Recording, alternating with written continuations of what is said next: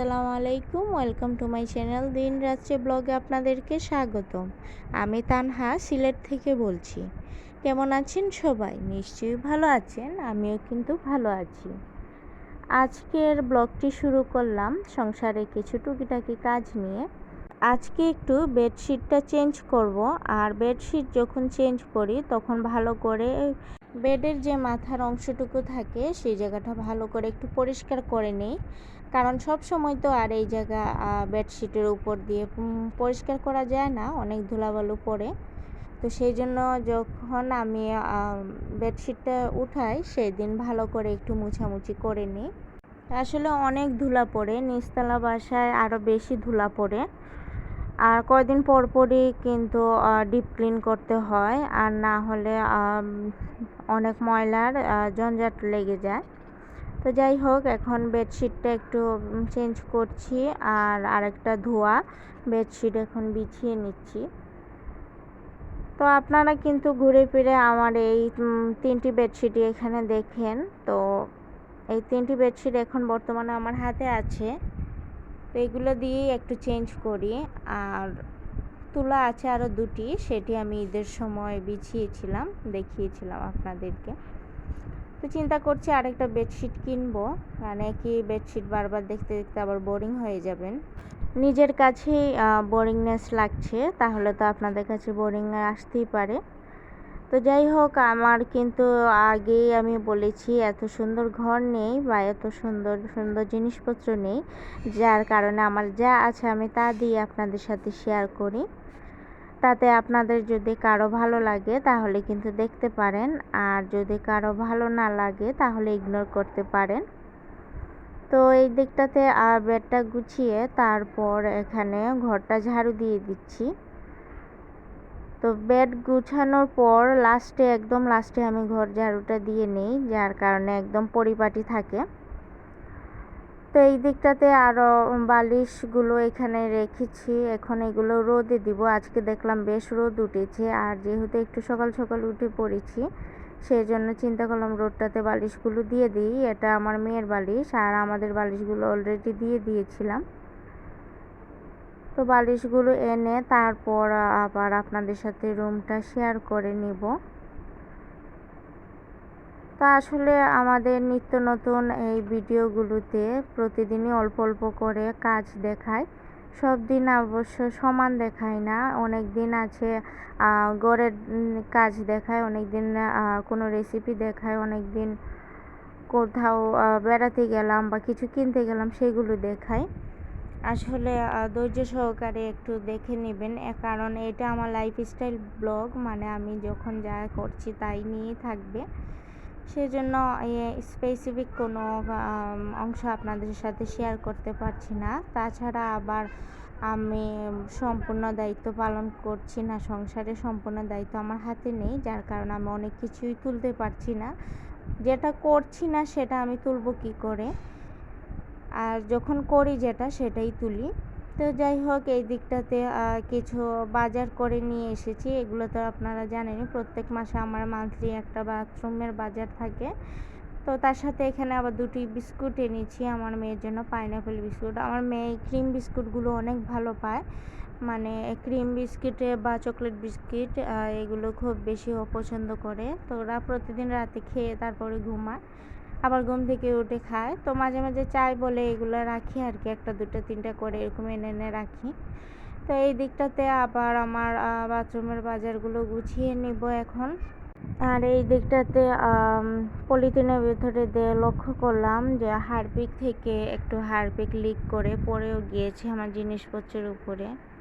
তো আসলে খুব বেশি বিরক্ত লাগছিল যে দোকানওয়ালার উপরেও রাগ উঠছিল। এটা আলাদা করে দেওয়া উচিত ছিল, আলাদা একটা পলিথিনে, কারণ হারপিক জিনিসটা তো এমনিই ডেঞ্জারাস, তার মাঝে আবার এই জিনিসপত্রতে লাগলে সেখান থেকে আবার অন্য জায়গায় লাগবে। তো এরকম করে কিন্তু হাতে লাগলে হাতেরও ক্ষতি, বা অন্য কোথাও লাগলে সেটাও নষ্ট হয়ে যায়। তো আসলে কিছু কিছু অসতর্কতা দেখবেন আমাদের অনেক বেশি হ্যাসেলে ফেলে দেয়। এখন যেগুলাতে লেগেছিল সেগুলো আমি একটু মুছে নিচ্ছি। এখন এখন আর কি করব, মুছে নিলেই সমাধান, এখন আর কিছু করার নেই। তো এখানে অর্চিডের এই এয়ারটা এনেছি বাথরুমে লাগানোর জন্য। তো যেহেতু বর্ষাকাল, একটু বাইরে থেকে দুর্গন্ধ আসে অনেক সময়, আর এমনিতেই বাথরুমে কিন্তু লাগিয়ে রাখলে এগুলা খুব সুন্দর ঘ্রাণ দেয়। তো আসলে সব সময় লাগাই, তবে শেষ হয়ে গিয়েছিল, তাই আবার এটা নিয়ে আসলাম। তো অন্য ফ্লেভারের অন্য সময় আনি, আজকে আর পাইনি।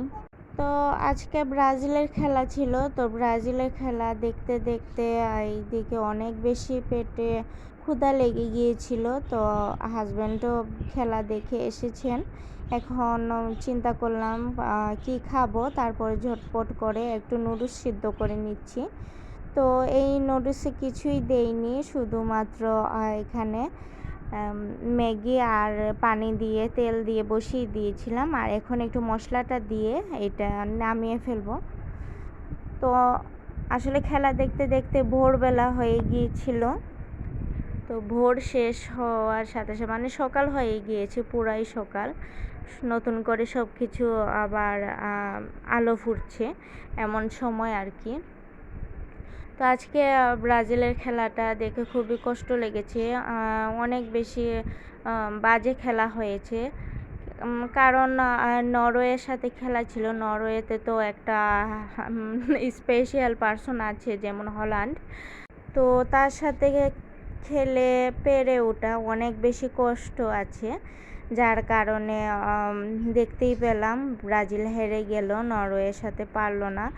আর সবচেয়ে বেশি দুঃখ লেগেছে নেইমারের জন্য, নেইমার কিন্তু অনেক বেশি কান্না করেছে, আর ওর এই ভাঙা পা নিয়ে আর কতই খেলবে, তিনবার ইনজুরি হয়েছে ওর পা, তাই আর কি বা তার খেলা হবে সেটা তো বুঝতেই পারছেন। যতই এটা সার্জারিং করুক না কেন, তারপরও তো তার আগের মতো শক্তিটা পায়নি, তারপর অনেক কষ্ট করেছি কিন্তু পারেনি। তো যাই হোক, ব্রাজিল দল চলে গেলে এখন আর্জেন্টিনার পালা, দেখা যাক আর্জেন্টিনা জিতে কিনা। গতকাল আছে আর্জেন্টিনার খেলা। তো এই দিকটাতে একটু খাবারগুলো বেড়ে নিচ্ছি, তো এখন হাজব্যান্ড ওয়াইফ বসে খেয়ে নেব। তো এইভাবে কিন্তু নুডলস করে খেলে খুব মজা লাগে, আবার সাথে কিন্তু কাঁচামরিচ, ধনিয়া পাতা এগুলো দিলেও কিন্তু আরও বেশি মজা লাগে। তো এরকম সুপি নুডলস খেতে ভীষণ ভালো লাগে আমার। আপনাদের কীরকম লাগে, এরকম খান কি না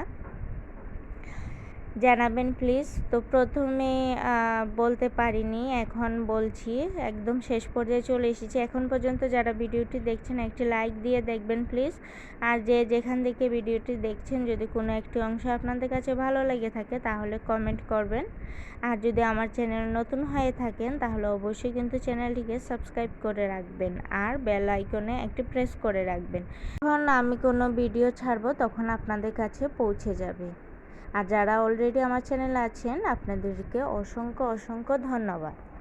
তো এই দিকটাতে পরের দিন যে ঘুম থেকে উঠে তারপর দিনের বেলা আর কি একটু টেবিলটা একটু পরিষ্কার করে নিচ্ছি।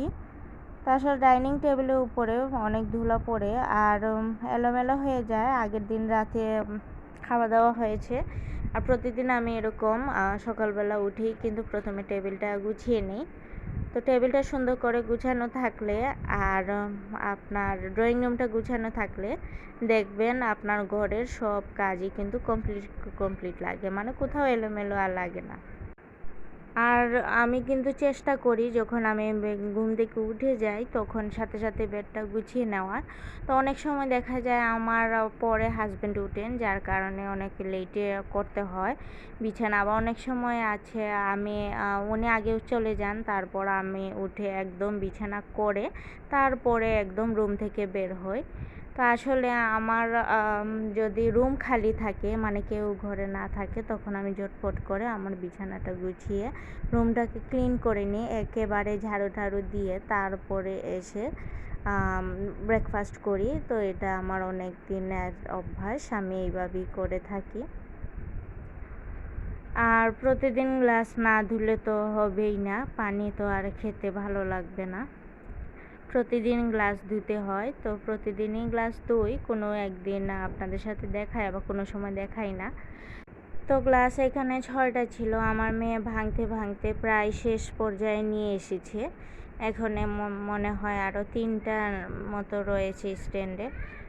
তো এরকম করে সব বাচ্চারাই হয়তো, কারণ এরকম কাজ করে। আসলে ওই যে আমি এখন রেকর্ড দিচ্ছি, এখন এসে মা মা ডাকছে। তো এরকমই করে বাচ্চাদের যন্ত্রণায় অনেক কিছুই আসলে করা যায় না। তো আপনারা ক্ষমা সুন্দর দৃষ্টিতে দেখবেন। তো এখন জগটা ভালো করে পরিষ্কার করে নিচ্ছি। আর জগেও দেখবেন 2-3 দিন 4 দিন পর পর না ধুলে অনেক বেশি নিচে একটা হলদে ভাব চলে আসে। তো জগটাকে ভালো করে পরিষ্কার করে তারপরে আবার নতুন করে পানি ভরে নিয়ে টেবিলে রেখে দেব। তো পানি রাখা পর্যন্ত হলো টেবিলের কাজ। তো যখন পানিটা নিয়ে রেখে দিব তখন এই টেবিলের কাজটা কমপ্লিট হয়ে যাবে। তো আপনারা পানি কিভাবে খান, ফুটিয়ে খান না ডাইরেক্ট ফিল্টার করেন? আমরা কিন্তু এরকম কলস করে একদম ফুটিয়ে খাই পানি। তো একদম বিশুদ্ধ হয়ে যায় ফুটালে। তো পুরো মানে কলস ভর্তি করে আমরা চুলার উপরে রেখে দিই। তারপর একদম ফুটন্ত কলস হয়ে গেলে তারপর কলসটা নামিয়ে নিই। তো আজকের মতো ভিডিওটি এখানেই শেষ করছি। আল্লাহ হাফেজ।